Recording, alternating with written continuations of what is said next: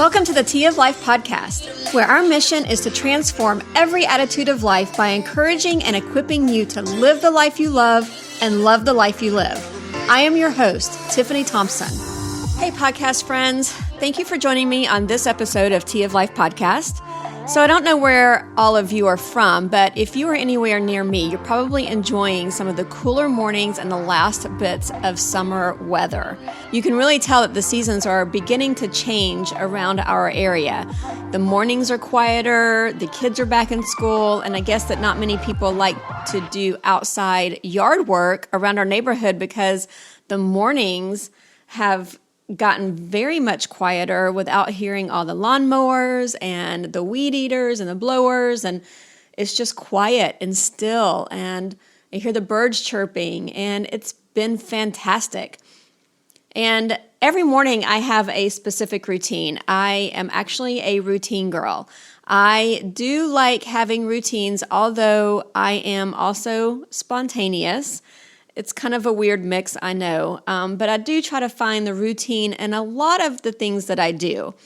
And one of the routines that I have is as soon as I get up, notice that I didn't say as soon as I wake up because I don't wake up quickly. I never have.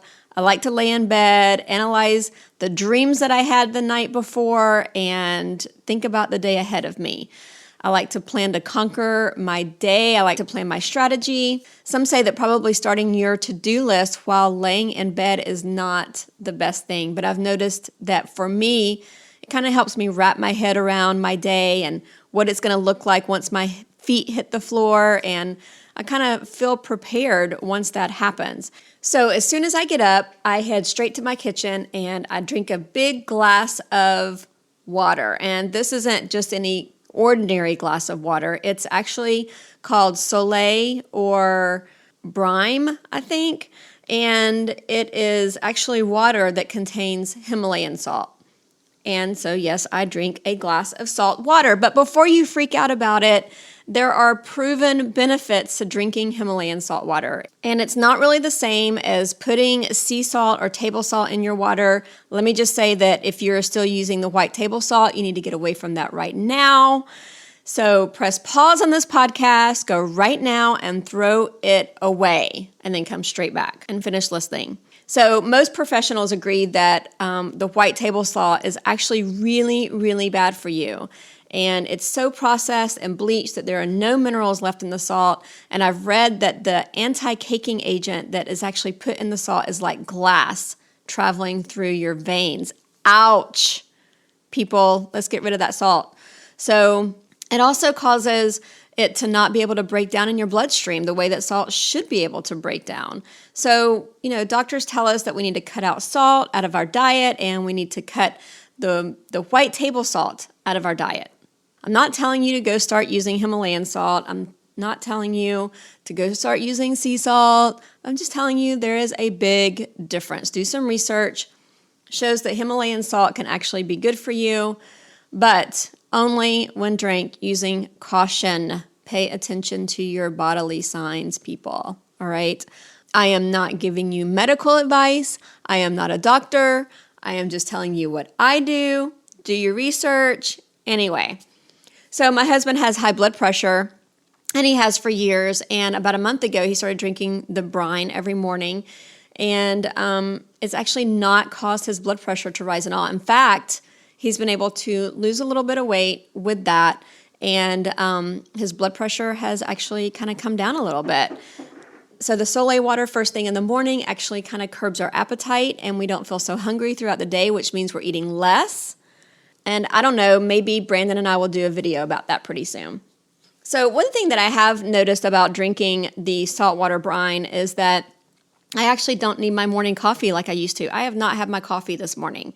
And I will drink my salt water, and I actually feel good. It's supposed to help kickstart your adrenals and help your thyroid to start functioning in the morning. And I'm thinking maybe that's what's happening, because there's been a couple of times where I've actually drank the coffee right after drinking the Soleil water, and I've actually felt like I'm like in an immediate adrenaline rush, and it takes me a while to come down off of it.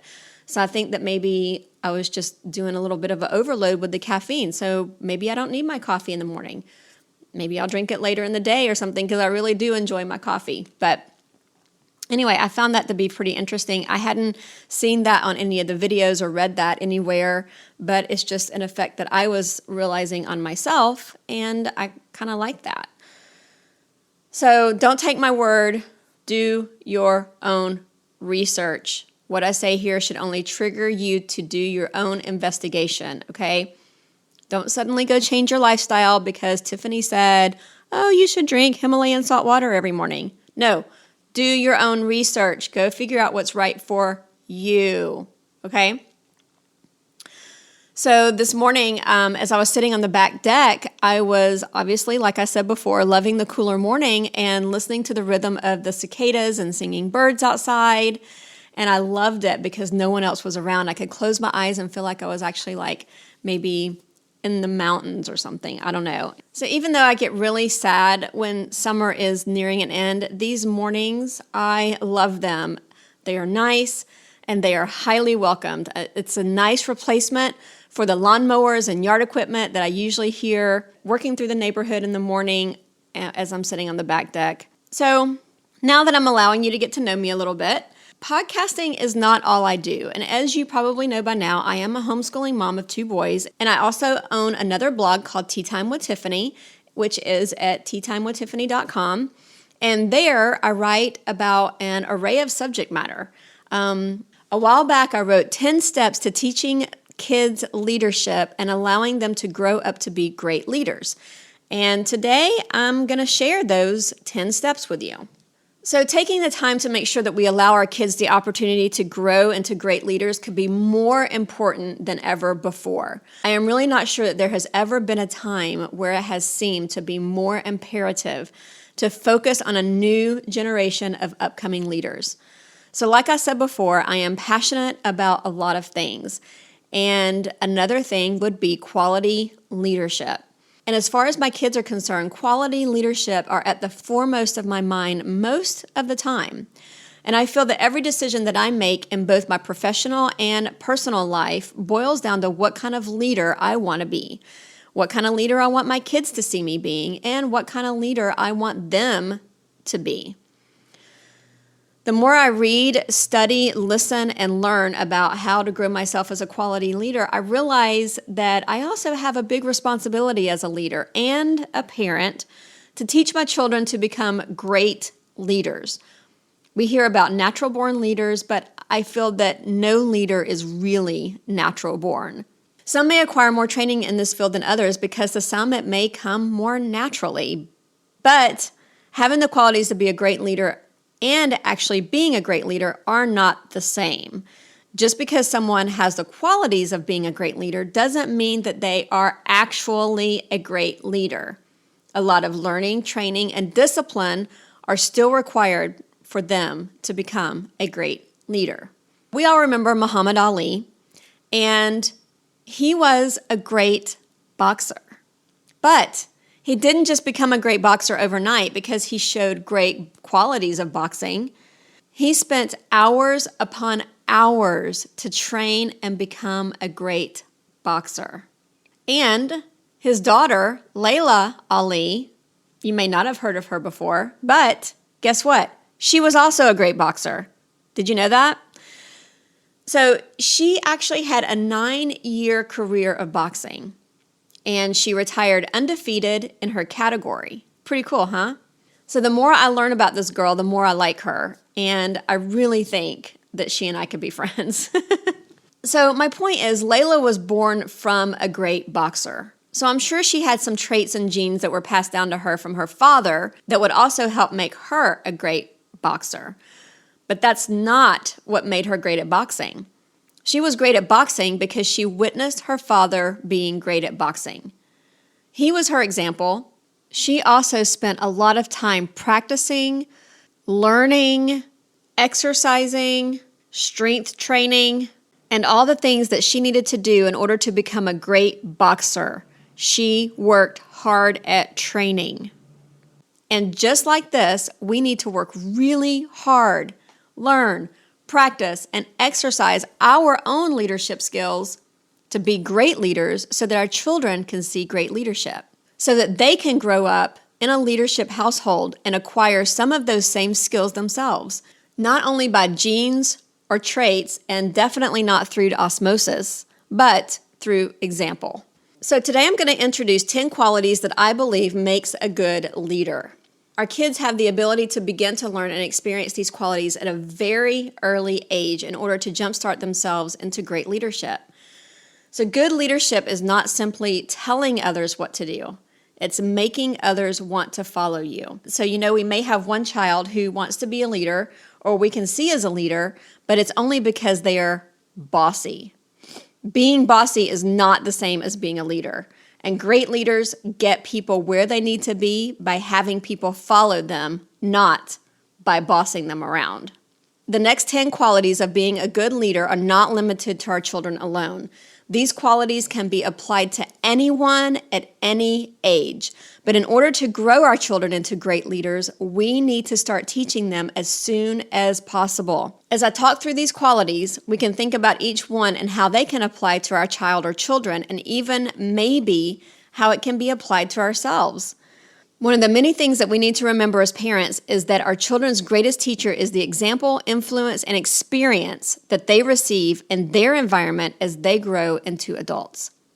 So, here they are, folks. What you've been waiting for all this time, my top 10 qualities to growing children into great leaders. Number 1, teach them that in everything they do to be honorable and do their best. In order to teach kids to be honorable, we must first be honorable ourselves. Our children need to be a generation of doing their best with the knowledge that doing their best will ultimately lead them to excellence and satisfaction. On the contrary, we need to remember that excellence does not mean perfection. Excellence is simply doing our best for the best possible outcome. So we are a scouting family, and at every meeting, every scout and uniformed leader stand at attention and recite the scout oath, which begins with, "On my honor, I will do my best." In this oath or promise, the scout promises to do their best at serving God and their country. Our scouts also have a motto, which is simply, "Do your best." So number 2 would be, leaders seek solutions to problems. Allow your kids to try and fail, yes, even when we know that it won't work. Let them do it anyway. Experience is the best teacher, and we know from experience that we learn from our mistakes. If we don't allow our children to try, make mistakes, and fail, then they will never learn from their experiences. If we don't do this, everything that they learn will be from our experience, not their own. So I'm also going to add this. We as adults also need to remember to stay away from the "I told you so's." No one likes to hear "I told you so." When given the chance, kids can learn how to come up with great solutions and be great problem solvers. We can allow our kids to fail, and when they do, we can encourage them to try again. Number 3, give them jobs and responsibility. Once we give them a job, let them figure out how to accomplish that job, even if it means hiring their little brother to do it for them. Stay away from micromanaging, give them responsibility and a timeline, and then allow them to learn how to carry out that responsibility in a timely manner. Set clear boundaries and consequences if the chore or job does not get done on time.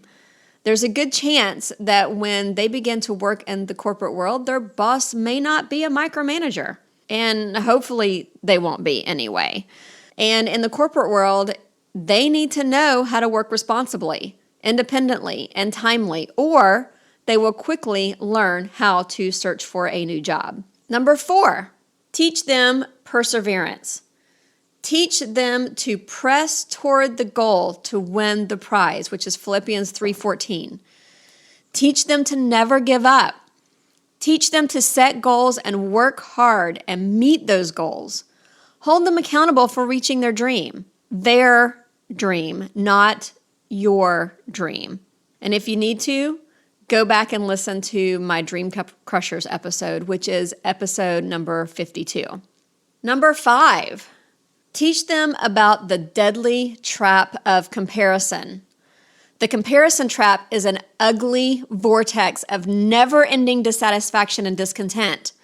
No one is immune to the comparison trap, but the way that we respond to it is exactly how our children are going to respond to it. Comparison doesn't only revolve around acquiring things. It can also revolve around our children's talents, gifts, and activities.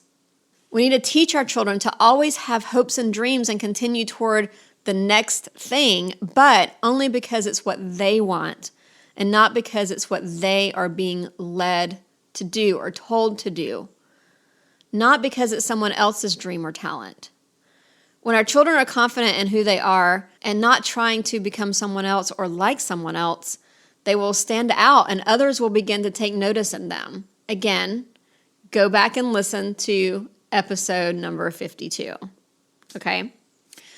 So, number 6, let them feel the weight of their own schedule, which is church, school, games, events, social time, whatever. Teach them the great ability of time management skills. If we are constantly arranging their schedule and activities for them, they will never learn how to manage it for themselves. Give them a time limit and actually stick to it. So we're a homeschooling family, as you know, and I allow my oldest to manage his own schedule around his activities. He's 11th grader now. He can totally do this. He's actually been doing this since middle school. And it's up to him to make sure that his schoolwork gets done and turned in on time. There have actually been times that he has not been able to participate in an activity because of improper planning on his part. He's had to cancel because of incomplete schoolwork.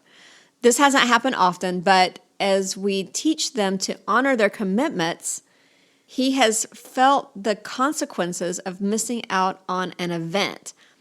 And this is my kid who loves his social time with friends, so it hurt. But now I see that he works hard and he makes sure that he finishes his work on time. Number 7, have them plan and organize activities or an event. Allowing our kids the experience of planning and organizing activities is a great way for them to exercise leadership skills. Allow them the opportunity to plan a meal, plan activities or events for family, friends, or community group, after school group, or whatever. We can even give them a budget and encourage them to delegate responsibilities. We need to remember to allow them to follow through with their plans and not try to interfere or persuade them into making certain decisions. So chances are they will learn what needs to change for the next event without us having to point it out to them. We can also teach them the importance of planning meetings before, during, and after an event. This is also another area where we should remember to stay away from the micromanaging or the I told you so's. Teach them how to ask for help. Teach them how to delegate or how to obtain the resources that they need. So, number 8 in growing your kids to be great leaders would be teach them how to say yes and allow them to say no. So Matthew 5:37 tells us to let your yes be yes and your no be no. In order for our children to have good boundaries and negotiation skills as adults, we need to teach them to say yes and no. And our children's yes and no should never be a simple shoulder shrug. It should be taught as a firmly spoken yes or no. I remember shrugging my shoulders one time at my grandmother, and she smacked my shoulder. My grandmother was fierce, and I knew right away to never do that again. But I remember that, and that was probably the last time I ever did it to anyone. And we need to remember this. Allowing our children to say no does not always mean they are being disrespectful. Knowing how to say no is a necessary tool in order to teach them to set and exercise good boundaries and leadership skills. They need to be able to do it while they're in a safe and loving environment. It will also help them be more prepared and feel more comfortable in telling others no when they are on their own. If we don't teach our children to say no to some things, we are teaching them to say yes to everything. And when they become teenagers, this can be highly detrimental. So my husband and I talk more about this in episode number 56, saying no in order to say yes. So we're almost done. We're at number 9. So number 9 is have them talk face-to-face with adults and younger children, other than their parent, their guardian, or siblings. It helps them gain confidence and good communication skills.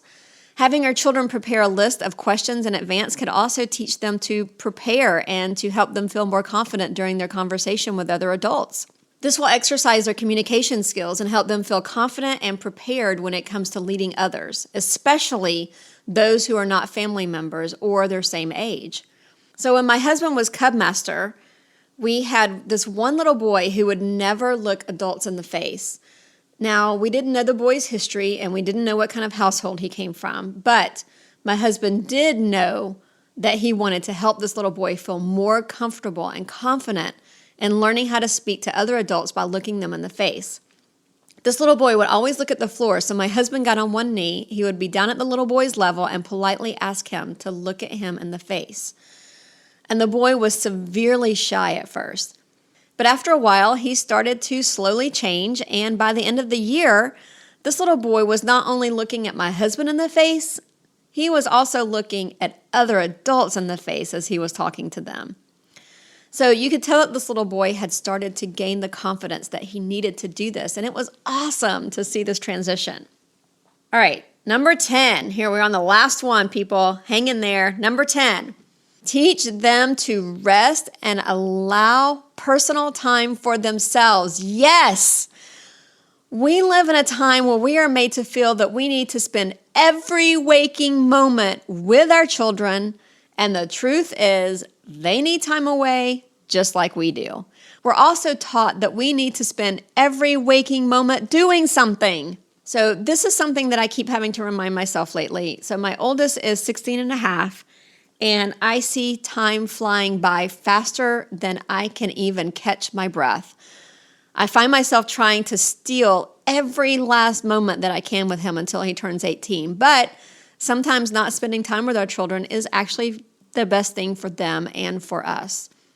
We need to encourage them to rest, chill, take a responsible time out, or even get away with someone besides us and their own family. We need to teach them the importance of personal time. Allow them some refreshing downtime to sit quietly and not have to talk or listen to anyone or do anything. It's okay to veg sometimes. So this is not something that I learned while growing up. I was not taught to veg. I still struggle with it today, and I also see it in my siblings.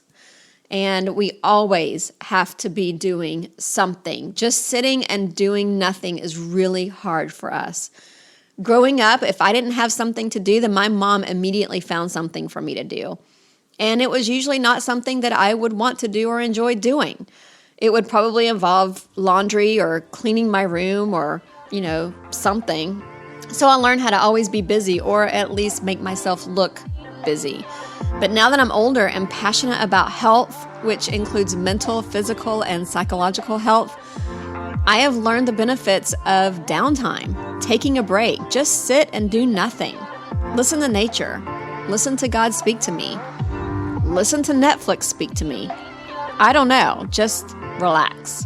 So last year, I read the book 10% Happier by Dan Harris. I mentioned it in another podcast, and I was highly inspired and motivated to take time for myself through meditation. Sometimes as Christians, we are taught that meditation is bad. That is because I believe that it is highly misunderstood. I believe that Jesus meditated as he prayed in the Garden of Gethsemane in Matthew 26:36. So I'm going to close out this episode by saying that I believe our children have the potential of becoming great leaders, and that is our responsibility to guide them along and give them the tools that they need to do so. We as parents, guardians, adult mentors may feel that we have ample time to teach our children about leadership and what it means to be a good leader. But in reality, we have very limited time that is passing very quickly. So, what are some of the things that you do to teach and prepare your children to become a great leader? Do you agree or disagree that it is our responsibility as parents or guardians to teach good leadership to our children? Feel free to leave me a comment below or on our Facebook page. I would love to hear from you. So thanks for tuning in today, and we will see you next Wednesday. If you like Tea of Life podcast and you've got two friends who want to create the life that they love to live, tell them about us. Find us on your favorite social media platform like Facebook or Instagram. Also, right now before you forget, go to Apple Podcasts or Google Podcasts and search for Tea of Life podcast. Hit the subscribe button and never miss an episode. Thank you for listening to Tea of Life podcast. We'll see you next Monday.